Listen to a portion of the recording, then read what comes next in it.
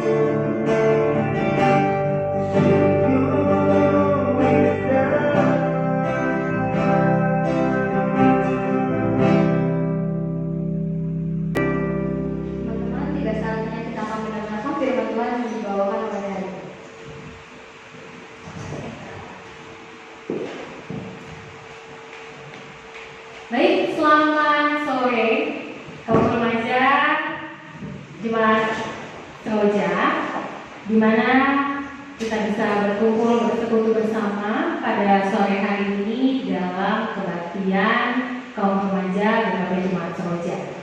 Bersuka cita penuh kita pada saat ini bertemu kembali di tengah kondisi yang mungkin saja tidak biasa, tetapi kiranya Tuhan memampukan kita dengan berkat yang luar biasa sehingga walaupun kita menyaksikan dari tempat yang berbeda, teman-teman dapat tetap mengikuti ibadah ini dengan baik. Baik, sebelum kita memulai untuk bersama merenungkan firman Tuhan pada kesempatan sore hari ini, kita mau bersatu berdoa. Kita berdoa. Tuhan Yesus, Bapa kami yang Maha Baik, selamat sore Bapak, selamat sore Yesus. Terima kasih Tuhan untuk kesempatan di sore hari ini, di mana Tuhan berkesempatan dan mengaruniakan kami karunia waktu, tenaga dan pikiran untuk memuji dan memuliakan nama Tuhan, dan juga kerinduan untuk mendengarkan firman Tuhan. Berkatilah kiranya Tuhan, agar Roh Kudus-Mu yang mengurapi kami, sehingga pada saat ini kami dapat mengikuti ibadah ini dengan baik dari awal sampai hingga akhir. Berkatilah juga hamba yang akan membawakan renungan pada kesempatan sore hari ini, agar kiranya Tuhan memampukannya.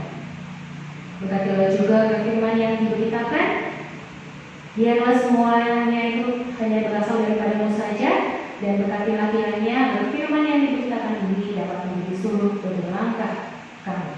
Terima kasih Bapa, terima kasih Yesus, amin. Baik teman-teman semua, pada kesempatan sore hari ini kita akan membaca bagian dari firman Tuhan yang terambil dari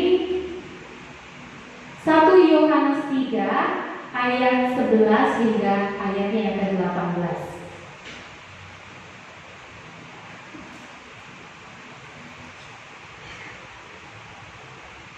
1 Yohanes 3 ayat 11 hingga ke-18 saya akan bacakan bagi kita semua. Di bawah judul perikop kasih terhadap saudara sebagai tanda hidup baru. Sebab inilah berita yang telah kamu dengar dari mulanya, yaitu bahwa kita harus saling mengasihi. Bukan seperti Kain yang berasal dari si jahat dan yang membunuh adiknya. Dan apakah sebabnya dia membunuhnya? Sebab segala perbuatannya jahat dan perbuatan adiknya benar. Janganlah kamu heran, saudara-saudara, apabila dunia membenci kamu. Kita tahu bahwa kita sudah berpindah dari dalam maut ke dalam hidup, yaitu karena kita mengasihi saudara kita. Barang siapa tidak mengasihi, dia tetap di dalam maut. Setiap orang yang membenci saudaranya adalah seorang pembunuh manusia. Dan kamu tahu bahwa tidak ada seorang pembunuh yang tetap memiliki hidup yang kekal di dalam dirinya. Demikianlah kita ketahui kasih Kristus, yaitu bahwa Ia telah menyerahkan nyawanya untuk kita. Jadi kita berwajib menyerahkan nyawa kita untuk saudara-saudara kita. Barang siapa mempunyai harta duniawi dan melihat saudaranya menderita kekurangan, tetapi menutup pintu hatinya terhadap saudaranya itu, bagaimana kasih Allah dapat tetap di dalam dirinya? Anak-anakku, marilah kita mengasihi bukan dengan perkataan atau dengan lidah, tetapi dengan perbuatan dan dalam kebenaran. Amin. Sampai di sini pembacaan firman Tuhan, kiranya dapat kita lakukan bersama dan dapat kita lakukan di dalam kehidupan kita hari-hari. Baik teman-teman kaum remaja yang dikasihi Tuhan kita Yesus Kristus, pada kesempatan hari ini kita bertemu kembali dalam edisi pelayanan Minggu 12 April 2020 yang adalah merupakan juga jatuh khas sekali dengan hari Paskah. Nah, hari Paskah ini sendiri adalah momen di mana kita kembali menghayati dan kita kembali ingin merenungkan bahwa Yesus bangkit dari kematiannya, di mana kita telah memperingatinya juga tepat di hari Jumat yang lalu dalam Jumat Agung. Nah, lalu tema apa yang akan kita bahas dan kita dengarkan untuk sore hari ini adalah berani berkorban untuk sesama. Pesan apa yang hendak Tuhan Yesus sampaikan untuk kita semua adalah ketika pada momen Jumat Agung, pada waktu Yesus mati, setelah Yesus disalibkan, di sana kuasa dosa dan maut dipatahkan.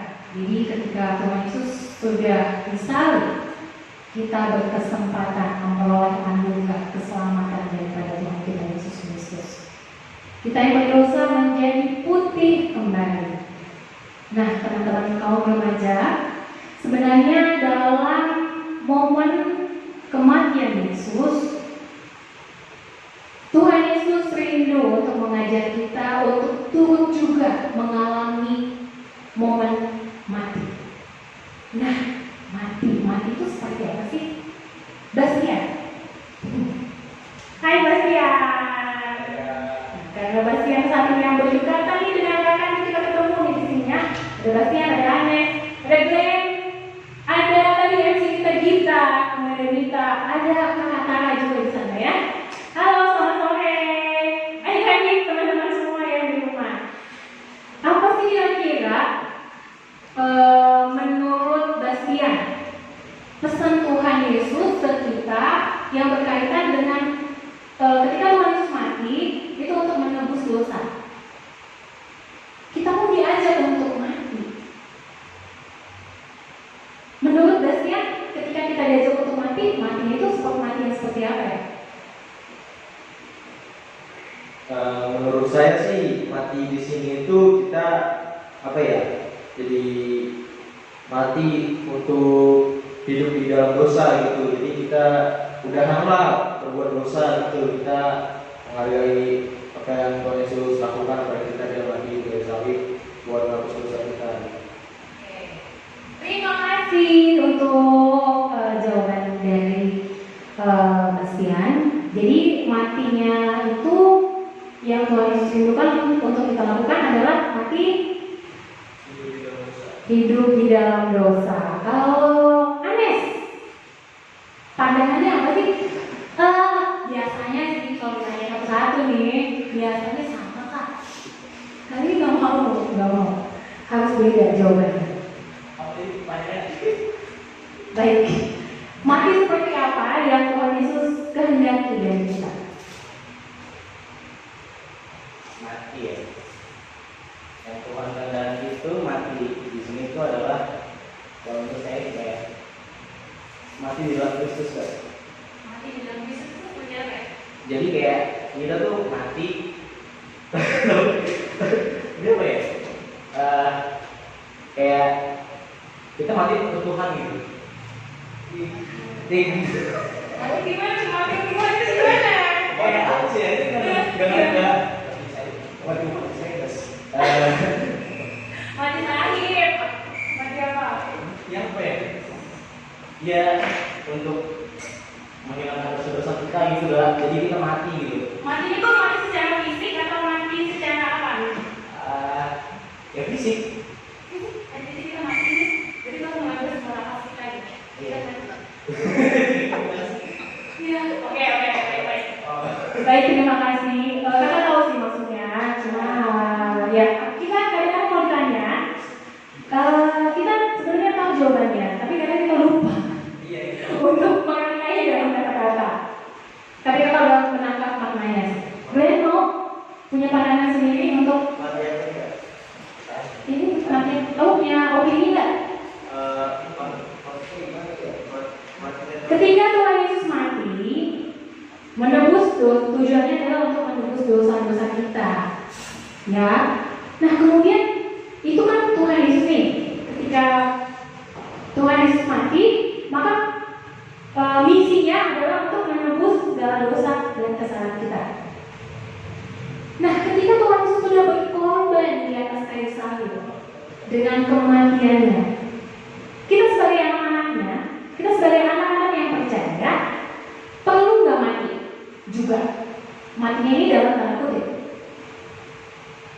Matinya sih kalau Tuhan Yesus matinya buat menebus dosa kita, ya kita harus mati dalam setiap apa ya, kedagingan kita lah. Kita kayak hawa nafsu. Apa tuh kedagingan? Oh ya, Hawa nafsu terus apa ya?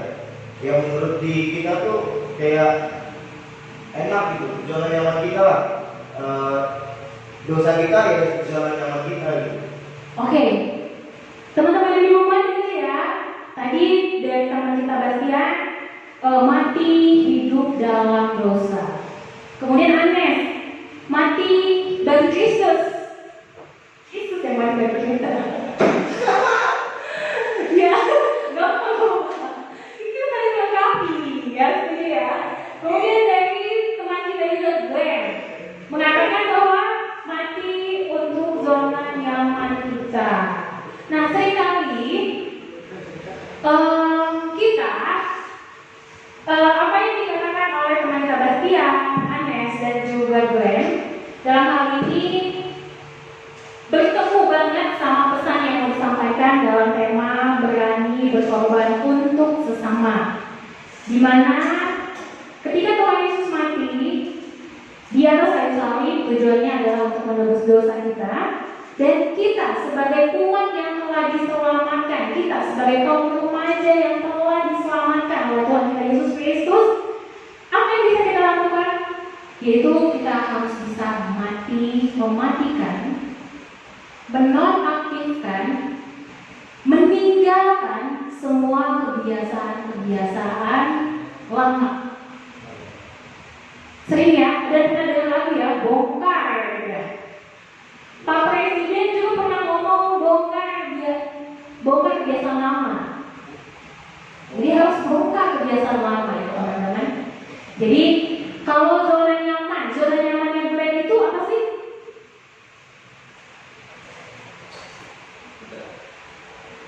Zona nyamannya Glenn apa? Zona nyaman kayak apa ya? Kayak dosa yang paling sering kita lakuin apa sih gitu? Iya apa? Contohnya? Bohong itu salah satu. Bohong, kemudian? Yang biasanya anak-anak Tuhan biasanya itu anak muda tuh berbohong, terus sombong. Apa ya? Oh, baik kita selama ini sombong. Kemudian? Oke. Mana apa emosi egois? Ya, Egois. Itu. Oke, Anes mati bagi Kristus itu apa? Udah langsung. Oke, kira apa versi Anes nih, zona nyamannya Anes yang sekiranya itu Tuhan Yesus rindukan untuk dimatikan, untuk dinonaktifkan, untuk nggak dilakukan lagi. Oh, ya. Contohnya nih ya, kayak membantah orang tua gitu, Membantu orang tua. terus lagi,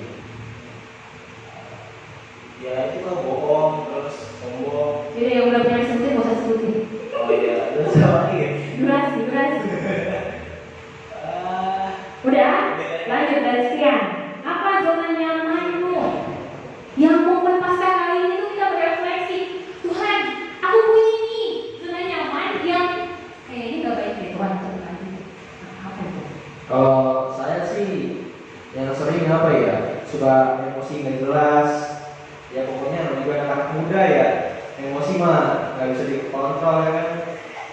Jadi ya emosian aja gitu sama teman, egois, sombong, nggak dengerin kata-kata orang tua, masih seneng banget apa ya mikirin diri sendiri gitu, memikirin perasaan orang tua gimana gitu. Oke, baik. Berarti tadi kalau kita rangkum ya zona-zona nyamannya kaum remaja nih. Ini tidak bukan berarti semuanya, tapi mungkin bisa mewakili ya kebiasaan-kebiasaan lamanya kita. Itu satu, bohong. Kemudian sombong. Kemudian apa lagi tadi? Agak sulit untuk mengendalikan emosi. Ya, masih bertemperamental tinggi, ya, masuk ke marah-marah, itu marah-marahnya tidak jelas, ya. Nah, adik-adik, teman-teman, jangan adik-adik ya, kalau adik-adik sekolah juga. Baik, teman-teman remaja, tahu gak sih, kalau misalnya kita tidak mati, kita nggak akan bisa bangkit. Bangkit di sini adalah pokoknya mati dan bangkit di sini adalah dalam tanda kutip. Nah, sebelum kita membahas lebih lanjut, kita mau membahas dulu nih, kita mau refresh ulang apa sih makna rela berkorban sesuai dengan tema kita, yaitu berani berkorban untuk sesama. Terlebih dahulu kita harus mengetahui apa sih berkorban itu. yang dimana saat ini kita mau sama-sama mengenal kata rela berkorban, dimana artinya adalah perilaku ikhlas tanpa pamrih untuk memenuhi kepentingan orang lain yang bukan kepentingan dirinya sendiri, walaupun mungkin akan menimbulkan penderitaan bagi diri sendiri. Sama seperti Tuhan Yesus. Ketika Tuhan Yesus ada di atas kayu salib, Tuhan Yesus kira-kira dalam kemanusiaannya, Tuhan Yesus merasakan derita nggak? Menderita ya teman-teman ya. Ketika Tuhan Yesus ada di atas kayu salib, Tuhan Yesus harus merasakan betapa sakitnya disiksa, dicambuk, kemudian juga dipaku kedua tangannya dan juga kakinya. Ya, itu semua demi satu tujuan, untuk menebus segala dosa dan kesalahan kita dan mengaruniakan keselamatan bagi kita. Nah, sebagai anak-anak Tuhan yang telah diselamatkan, Tuhan Yesus pun rindu untuk kita semua bisa juga melakukan nilai-nilai yang Tuhan Yesus lakukan di atas kayu salib, yaitu dengan cara mematikan, dengan cara menghapus, dengan cara menghentikan kebiasaan-kebiasaan buruk kita. Kalau kita sombong, kita jadi berkat gak buat orang lain? Enggak ya. Kalau kita bohong, jadi berkat gak buat orang lain? Kalau kita marah-marah, jadi berkat gak buat orang lain? Tidak seperti itu. Ya. Jadi mari teman-teman remaja, marilah kita lakukan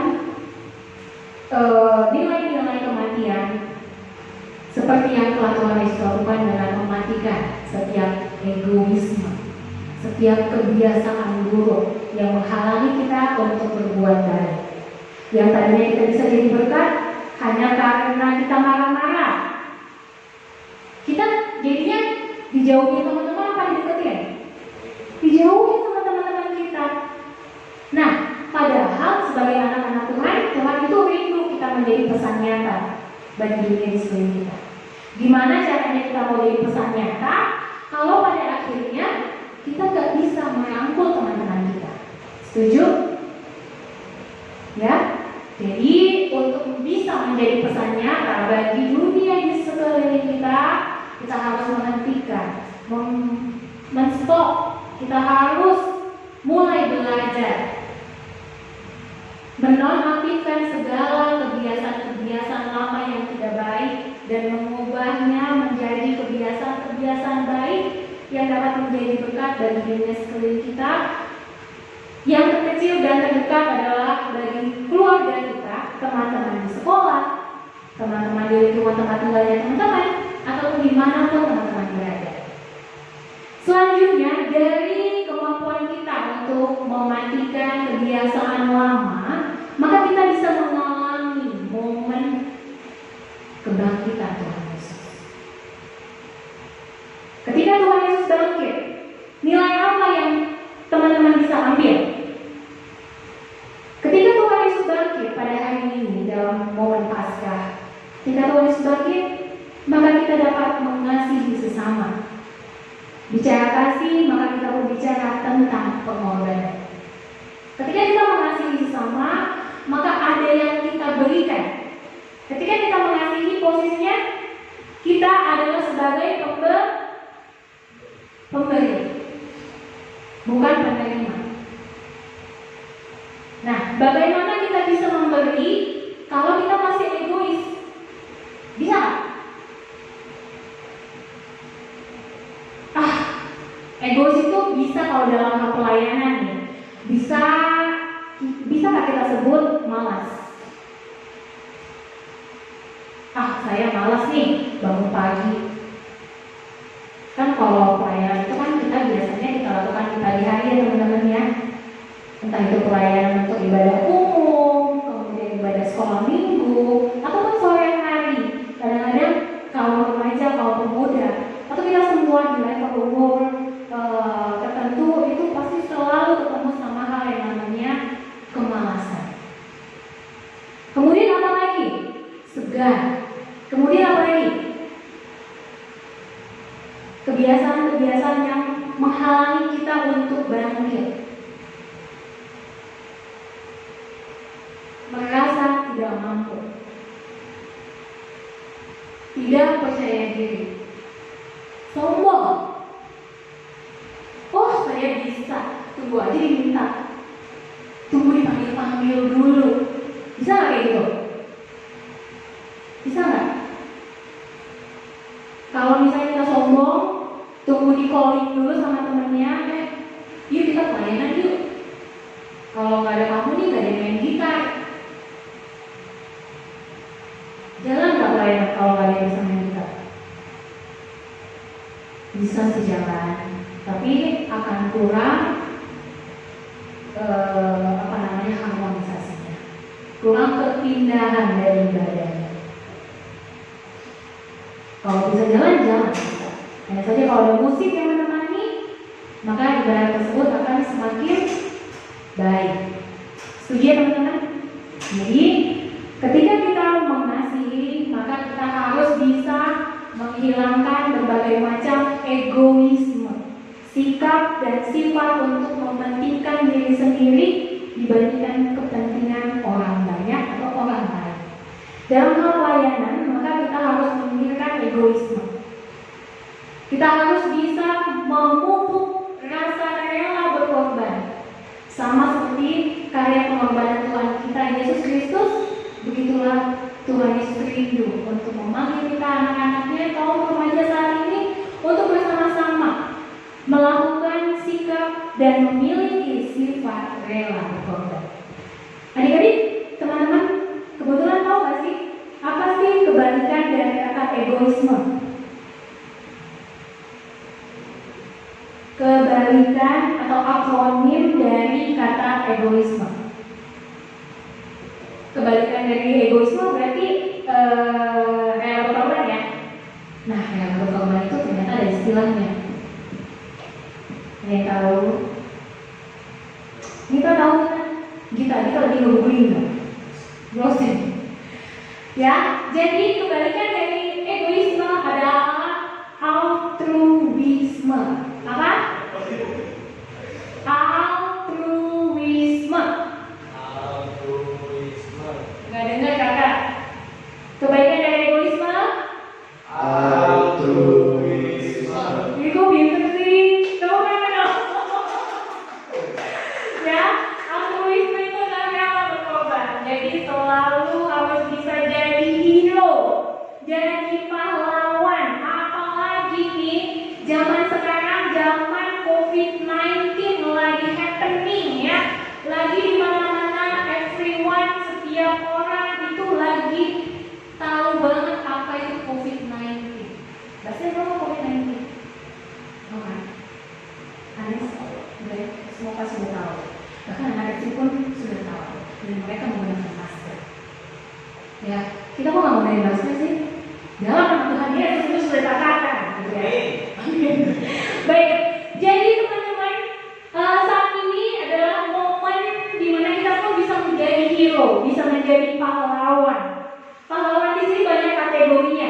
Ada pahlawan garda terdepan, yaitu saudara-saudara kita yang berprofesi sebagai tim medis, ya, baik dokter, perawat, bagian administrasi di rumah sakit, kemudian juga aktivis kesehatan ataupun sosial yang mengajak segenap bangsa Indonesia untuk saling berpegangan tangan, saling merangkul dengan cara membuka link donasi. Nah, lalu sebagai kaum remaja, banyak juga sebenarnya panggilan-panggilan kita untuk menjadi pahlawan di tengah pandemi yang saat ini tengah berlangsung. Salah satunya menjadi pahlawan apa? Ayo. Ada yang punya ide pahlawan apa? Kalau kakak mau jadi pahlawan? Pahlawan rebahan. Setuju? Ya, kakak mau jadi pahlawan rebahan, yaitu dengan mendukung pemerintah untuk dapat stay at home. Ya, itulah mungkin salah satu dari hal sebenarnya yang bisa kita lakukan, rela berkorban untuk meninggalkan kerinduan kita untuk misalnya tadinya kita mau bertemu dengan teman-teman, kita kalahkan dulu egoisme tersebut. Karena kita bisa bertemu kembali saat pandemi ini sudah usai. Setuju ya? Kamu bukan rebahan juga sebenarnya sih di rumah ya, tapi emang sudah tidur, bangun, makan, atau ke toilet, tidur lagi. Gitu sih sebenarnya. Tapi kan kita anak-anak Tuhan yang percaya ya, kita tetap produktif, yaitu kita tetap melayani Tuhan di sini ya. Begitu juga dengan teman-teman, tetap mengikuti peribadahan dari rumah masing-masing. Itu pun adalah sesuatu hal yang positif. Baik, teman-teman semua, apa saja yang membuat kita nyaman, dan kalau nyamannya tersebut adalah buruk, maka di momen Paskah 2020 ini, mari kita sama-sama komitmen untuk konsisten menolak, kembali konsisten menolak hidup dalam dosa. Dosa di sini adalah dosa-dosa yang menyebabkan kita gagal, menyebabkan kita batal, menyebabkan kita tidak bisa melayani Tuhan kita, menyebabkan kita terhalang untuk berbuat baik kepada sesama kita. Jadi melalui momen Paskah 2020 ini, Tuhan Yesus mau mengajarkan kita, mari kita memiliki sikap dan sifat rela berkorban atau altruisme di dalam kehidupan kita hari lepas hari, dimulai dari kehidupan keluarga. Rela berkorbannya adalah contohnya, bangun lebih pagi yuk di rumah, bantuin mama dan bapak bersihin rumah ya. Kalau biasanya mama doang tuh ya yang mencuci piring, yang menyapu, ngelap-ngelap ya, ngelap meja, ngelap dinding, kemudian yang apa tuh namanya tuh ngambil-ngambilin sayap laba-laba. Gimana caranya kita nih kaum remaja ya belajar megang sapu hijau, sapu lidi, lap gitu ya, dan kawan-kawannya.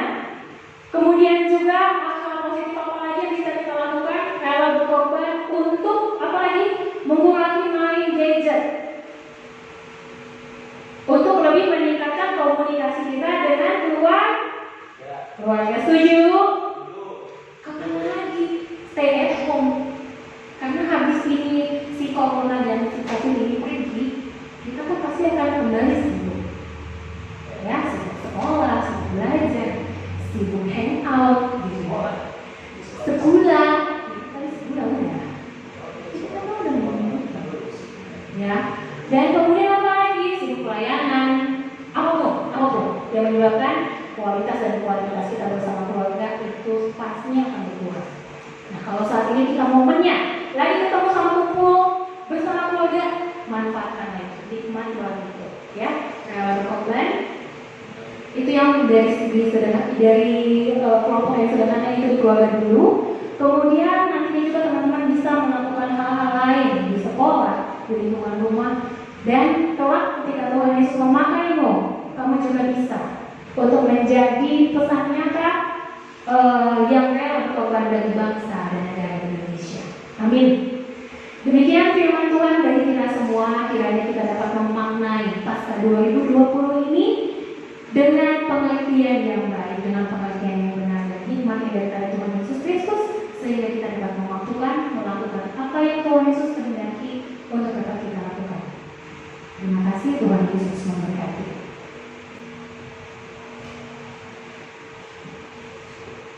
Terima kasih untuk hari ini bahwa firman-Nya, kiranya apa yang telah disampaikan dapat kami terapkan dalam kehidupan sehari-hari. Teman-teman, kita akan mengakui iman rasul kita, diundang untuk bangkit berdiri. Dan biarlah setiap orang berkata, aku percaya kepada Allah yang Maha Kuasa, Tuhan dan bumi, dan kepada Yesus Kristus Anaknya yang Tuhan Tuhan kita, dan dikandung daripada Roh Kudus, lahir dari anak merah mati, yang menderita di bawah pemerintahan Kudus Pilatus, disalibkan, mati dan dikuburkan, turun ke neraka. Pada hari yang ketiga, bangkit pula dari antara mati, naik ke surga di sebelah kanan Allah dan Maha Kuasa, dan akan datang dari sana untuk menghakimi orang yang hidup dan yang mati. Aku percaya kepada Roh Kudus, Gereja yang kudus dan menghapus pengampunan dosa kepada kita dari pribadi dan mereka. Juga saatnya kita akan menerima berkat dan doa syafaat. Silakan Pak Ida. Baik, teman-teman semua, mari kita bersatu di dalam doa. Allah Bapa kami yang Maha Baik, terima kasih Bapa, terima kasih Yesus untuk kesempatan di sore hari ini. Engkau telah memimpin jalannya kebaktian kaum remaja di KPJ Mahasiswa dan Kawan Tuhan hingga menuju akhirnya. Kami hendak mengucap syukur Bapa untuk firman yang boleh kami dengar. Berkatilah kiranya Tuhan agar kami anak-anak-Mu, kaum remaja dapat memaknai Paskah 2020 ini, memaknai kebangkitan Tuhan kami Yesus Kristus dengan mengisi kehidupan kami dengan cara mengubah kebiasaan-kebiasaan lama, mematikan hawa nafsu, mematikan keinginan daging kami dengan mengubahnya ke dalam bentuk perilaku dan sifat yang baik yang tentunya menyenangkan hati Tuhan. Dan biarlah di dalam perubahan sikap dan perilaku serta perubahan sifat kami tersebut Tuhan Yesus menyertai proses yang kami jalankan sehingga perubahan yang kami lakukan membawa dampak bagi lingkungan di sekeliling kami. Dan kami percaya Bapa bahwa Engkau yang membentuk dan menciptakan kami menjadi remaja-remaja yang kelak Tuhan Yesus pakai dan Tuhan Yesus pergunakan untuk menjadi pesan nyata kasih Tuhan bagi sesama kami, baik di lingkungan keluarga, sekolah, pelayanan. Terlebih Tuhan akan memampukan kami juga kelak untuk menjadi pesan nyata bagi bangsa dan negara kami Indonesia. Bapak yang Maha Baik, kami juga hendak membawa bangsa dan negara kami ke dalam tangan pengasihan-Mu, di mana dalam masa-masa penuh tantangan ini kami sedang berada dalam proses di mana kami harus menghadapi situasi yang tidak mudah, situasi yang luar biasa, di mana dalam serba keterbatasan yang kami alami saat ini Tuhan, kami mau tetap rindu untuk memuji dan memuliakan nama-Mu. Kami dapat tetap rindu untuk dapat kembali merasakan kehidupan yang kembali dapat berjalan baik, sehingga kondisi keluarga kami, kondisi negara kami, kondisi seluruh penjuru negeri yang ada di dunia ini dapat kembali membaik. Kami semua dapat kembali beraktivitas untuk dapat menghidupkan kehidupan yang Tuhan Yesus boleh anugerahkan kepada kami. Kami pelajar dapat kembali belajar di sekolah kami. Kami pekerja dapat kembali bekerja di perusahaan kami. Kami segenap umat-Mu, kami segenap jemaat-Mu, kami rindu untuk dapat memiliki waktu beribadah, untuk dapat melangkahkan kaki kami ke gereja-Mu, bertemu dengan saudara-saudari seiman kami, bersama memuji dan memuliakan nama-Mu, mendengarkan firman. Ini kerinduan kami Bapa. Biarlah tangan pengasihan-Mu saja yang mengurapi kami, sehingga kami dapat Tuhan Yesus bebaskan. Tuhan Yesus pulihkan dari kondisi wabah virus corona ataupun penyakit COVID-19, sehingga kami dapat sehat semua. Tuhan Yesus juga karuniakan kami untuk dapat tetap sadar, untuk dapat memiliki hidup sehat, menjaga kebersihan, dan juga untuk menjaga kepercayaan Tuhan Yesus, untuk menjaga dunia ini, lingkungan ini yang tetap baik adanya. Ajar kami dan ajarkanlah kami untuk dapat memperoleh karunia keselamatan yang daripada-Mu, karunia kehidupan yang lebih baik dari saat ini, dan ajarlah kami untuk menjaga penuh kepercayaan yang nantinya boleh Tuhan Yesus berikan. Bapa yang Maha Baik, berkatilah juga segenap saudara-saudara kami yang mengalami sakit penyakit, baik yang saat ini mengalami sakit penyakit yang sudah ada obatnya, juga bagi mereka yang mengalami sakit penyakit yang sampai saat ini belum ada obatnya. Engkau adalah tabib bagi kami semua. Engkau yang sanggup menyembuhkan kami semua. Berkati mereka yang ada di garda terdepan untuk memerangi coronavirus ini. Agar Tuhan menyertai mereka. Berkati juga setiap mereka yang sakit, setiap keluarga yang mengalami anggota keluarganya sakit. Engkau menyertai mereka. Ajarlah kami untuk hidup dengan iman bahwa Tuhan Yesus bangkit, maka kasih-Mu akan nyata di dalam hidup kami. Kasih-Mu yang berupa mukjizat kesembuhan, kasih-Mu yang berupa mukjizat kesejahteraan. Terima kasih Bapa, terima kami untuk Bapak belajar dari sikap rela berkorban-Mu bagi sesama kami. Terima kasih Bapak. Inilah doa dan firman kami serahkan masa depan kami dari sekarang sampai selama-lamanya hanya dalam kami. Di dalam nama Tuhan Yesus kami